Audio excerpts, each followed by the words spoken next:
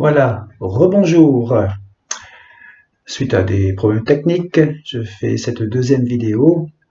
Alors, nous sommes toujours en lien, ensemble, unis par cette vidéo, unis par la présence de Dieu. Et alors, je vous invite à lire dans 1 Roi au chapitre 19 quelques versets. C'est un passage qui me tient à cœur, que j'ai eu à cœur de vous partager durant cette semaine.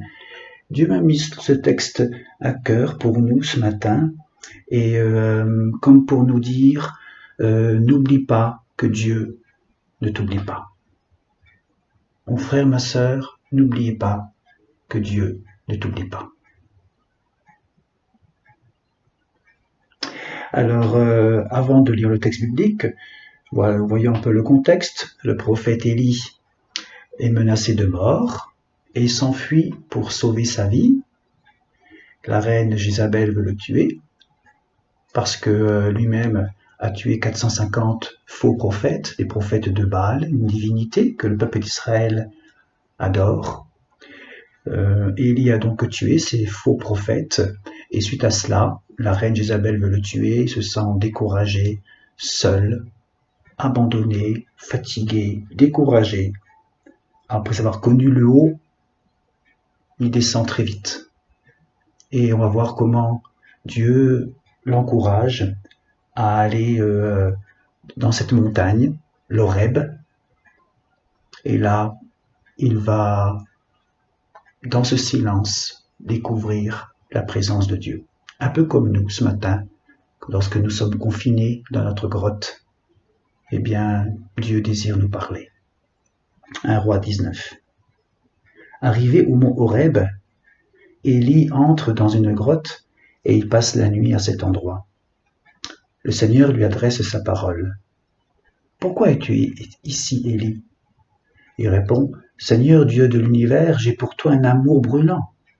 Mais les Israélites ont abandonné ton alliance, ils ont détruit tes autels, là où il y avait les sacrifices. Ils ont tué tes prophètes.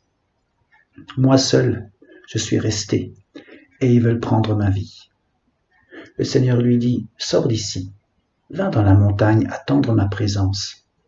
Moi, le Seigneur, je vais passer. » Tout d'abord, avant l'arrivée du Seigneur, un vent violent se met à souffler. Il fend la montagne et casse les rochers. Mais le Seigneur n'est pas dans le vent. Après le vent, il y a un tremblement de terre, mais le Seigneur n'est pas dans le tremblement de terre.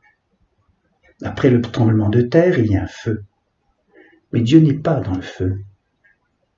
Après le feu, il y a le bruit d'un souffle léger. Quand Élie l'entend, il se cache le visage avec son vêtement. Il sort et il se tient à l'entrée de la grotte. Alors il entend une voix. Elle dit, « Qu'est-ce que tu fais ici, Élie ?» Élie répond, « Seigneur Dieu de l'univers, j'ai pour toi un amour brûlant, mais les Israélites ont abandonné ton alliance, ils ont détruit tes autels et ils ont tué tes prophètes. Moi seul je suis resté et ils veulent prendre ma vie. » Le Seigneur lui dit, « Reprends la route par le chemin du désert, va à Damas, et là-bas tu consacreras Hazaël comme roi de Syrie. Puis tu consacreras Jéhu, fils de Nimshi, comme roi d'Israël, et tu consacreras Élisée comme prophète pour te succéder. » Alors, vous voyez comment Élie va vivre dans cette grotte une expérience spirituelle très forte. Moi, j'y vois 4 étapes dans cette expérience spirituelle. Elle peut nous parler ce matin. D'abord, première étape, l'attente. Deuxième, l'observation des événements. Une voix, le feu, la tempête, le tremblement de terre. Troisième étape, l'écoute, jusque dans les sons les plus fins. Le murmure doux et léger. Et enfin, la révélation de la présence de Dieu dans ce qu'il y a de plus doux, de plus subtil. Alors, grâce à cette expérience de Dieu, Élie va pouvoir voir ce que Dieu attend de lui pour la suite. Il y aura un avant Horeb, un après Horeb. La suite va être différente, la suite va changer, parce que Élie a appris à écouter Dieu, il peut recevoir les instructions pour faire la volonté de Dieu. Élie est conscient de la présence de Dieu, douce et légère. Alors les obstacles intérieurs, toutes ces peurs, ces découragements, cette solitude, cette déprime, tout ça c'est surmonté et Dieu va pouvoir le guider. Alors, cette semaine, il y avait cette profonde conviction, nous sommes là, confinés, et je pense que l'expérience d'Élie doit nous parler. Nous aussi, nous pouvons attendre, nous n'avons pas le choix, on attend, observons ce qui se passe en nous, autour de nous, dans notre relation avec nos enfants, notre travail, notre argent, nos voisins. Observons ce qui se passe dans ma relation à Dieu. Et ensuite, j'écoute. J'écoute dans un cadre de silence inhabituel. Beaucoup sont choqués, on l'a entendu dans différentes chaînes d'information, beaucoup sont interpellés par ce silence. À Paris, dans les villes, waouh, qu'est-ce que ça change? On est plus sensible, on entend les oiseaux. Et finalement, Dieu s'approche de nous, il se révèle à nous. Lui, il se révèle à celui qui sait tendre l'oreille pour entendre. Alors oui, Dieu se sert de ce confinement, de cette pandémie, pour nous donner un rendez-vous dans notre maison. Il est là. Alors que nos cœurs soient préparés en ces jours pour une ouverture puissante, forte, une ouverture pour que Dieu puisse dialoguer avec nous et nous avec lui. Et je suis persuadé qu'il y aura des interactions autour de nous, dans ce que nous allons vivre, dans notre relation dans le couple, avec nos enfants, des relations entre frères et sœurs de la paroisse, avec nos voisins. On se rend bien compte que même grâce à cette pandémie, si on peut dire, regardez le taux de pollution qui baisse et la nature revit. L'humanité peut changer au travers de cette expérience, si dure pour beaucoup. Ce silence est un retour à l'essentiel. Alors oui, n'oubliez pas que Dieu ne vous oublie pas. N'oubliez pas, mes frères et sœurs, n'oubliez pas que Dieu ne vous oublie pas.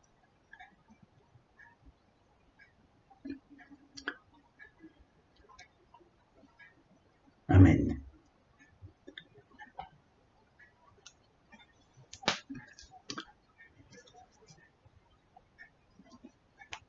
Et je vous invite à la prière.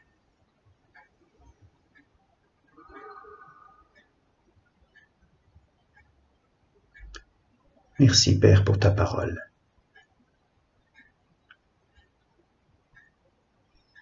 Et nous te prions simplement qu'au travers de ce silence, au travers de cette obligation de rester enfermé, nous puissions redécouvrir ce dialogue avec toi. Souffle l'Esprit de Dieu. Viens chaque jour nous parler. Fortifie notre foi et que nous puissions nous discipliner à prendre du temps pour toi, avec ta parole. Souffle l'Esprit de Dieu pour que ces moments deviennent des moments de communion et qu'ils puissent nous aider à voir ce que tu attends de nous pour la suite. Comme tu l'as fait pour Élie. Tu lui as donné des perspectives, tu lui as donné des ordres, tu l'as guidé. Alors accomplis-le, Seigneur, par ta présence, chaque jour à nos côtés. Tu ne nous oublies pas, tu es avec nous. Au nom de Jésus, nous te sommes reconnaissants. Amen.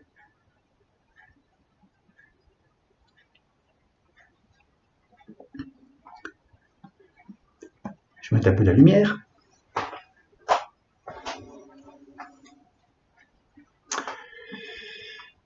J'aimerais vous laisser 3 questions au travers de ce texte. Comment avez-vous vécu ces 15 jours de confinement? Avez-vous des exemples de solidarité autour de vous qui vous ont touché? Et enfin, arrivez-vous à trouver des moments pour prier, pour lire la Bible? Voilà. Comment avez-vous vécu ces 15 jours de confinement? Est-ce que vous avez des expériences de solidarité autour de vous qui vous ont touché?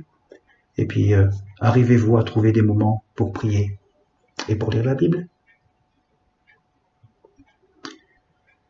Peut-être que vous aurez l'occasion de pouvoir échanger par mail, par téléphone, suite à ce texte.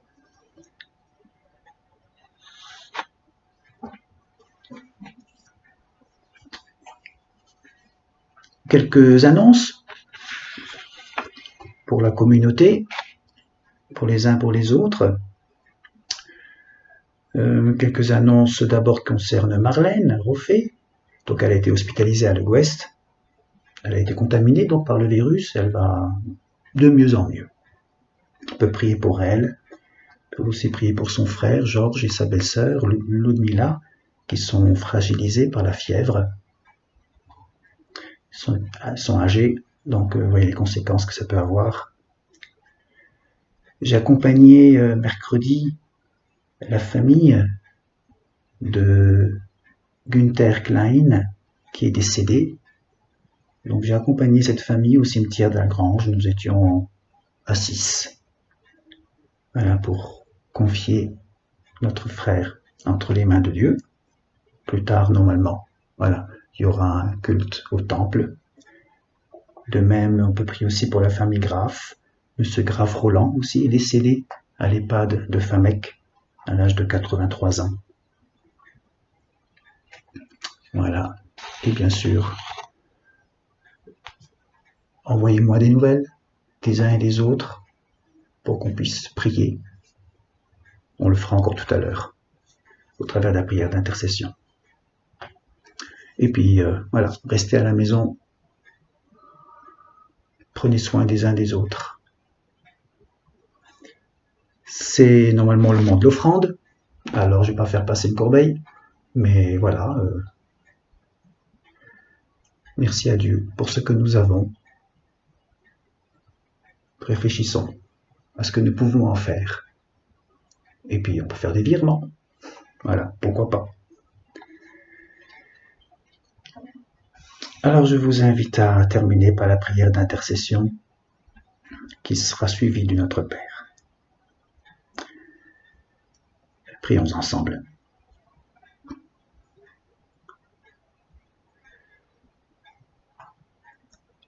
Seigneur Dieu, source du pardon et de la grâce offerte en Jésus-Christ, augmente notre foi et notre espérance en ta présence dans tous ces événements de notre vie. En ce temps d'épidémie, donne-nous la force de résister aux doutes et au découragement en contemplant ton Fils crucifié qui nous offre la vie. Te prions pour tous les malades, ceux qui ont contracté le coronavirus et autres. Sois auprès d'eux. Sois leur confiance et leur puissant soutien dans l'épreuve. Te confions les personnels soignants, ceux dont le travail permet à nos concitoyens de vivre, de manger, tous les personnels soignants qui ont été aussi contaminés. Te prions pour les familles en deuil.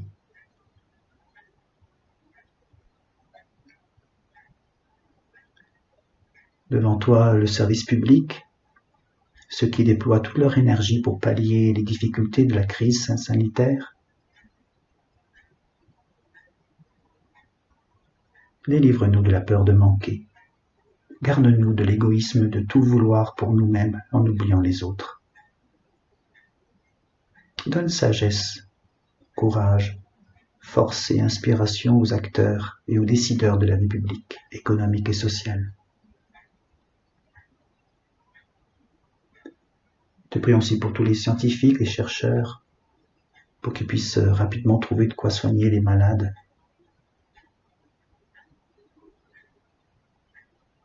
Merci Père, tu nous entends. Et dans le silence, nous voulons te confier tout ce qui nous tient à cœur.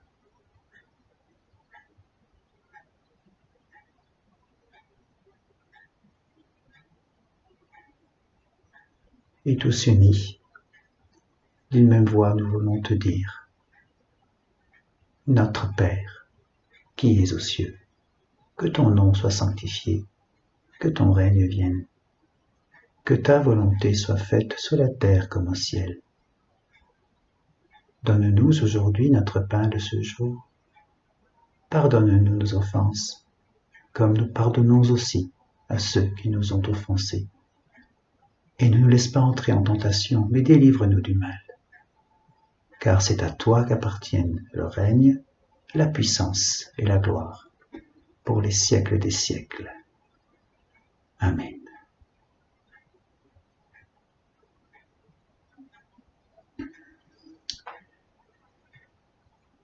Garde-nous dans ton amour, veille sur nous,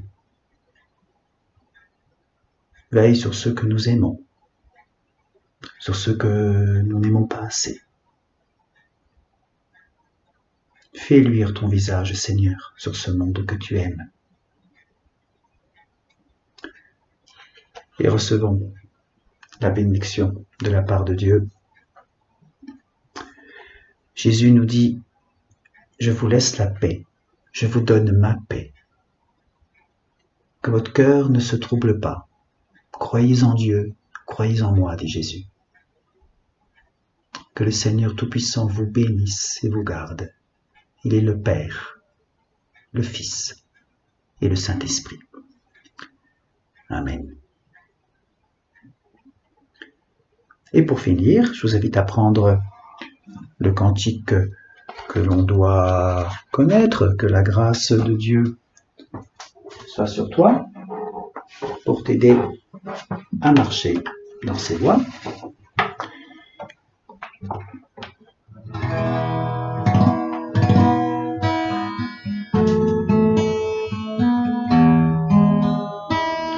Que la grâce de Dieu soit sur toi,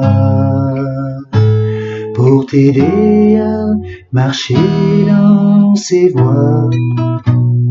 Reçois tout son pardon et sa bénédiction. Va en paix, dans la joie, dans l'amour. Que la grâce de Dieu soit sur toi, pour t'aider à marcher dans ses voies. Reçois tout son pardon et sa bénédiction. Va en paix, dans la joie, dans l'amour.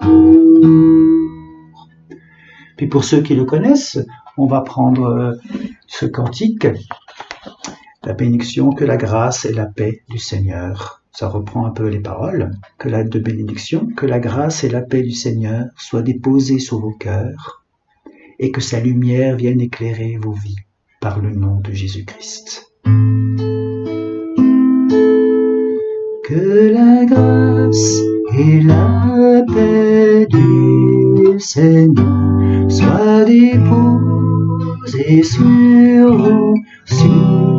vos cœurs et que sa lumière vienne éclairer vos vies par le nom de Jésus-Christ.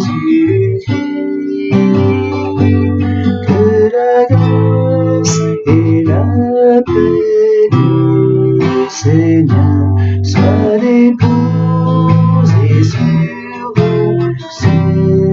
vos cœurs et que sa lumière vienne éclairer vos vies par le nom de Jésus. que la grâce et la paix du Seigneur soient déposées sur vos cœurs, et que sa lumière vienne éclairer vos vies par le nom de Jésus-Christ.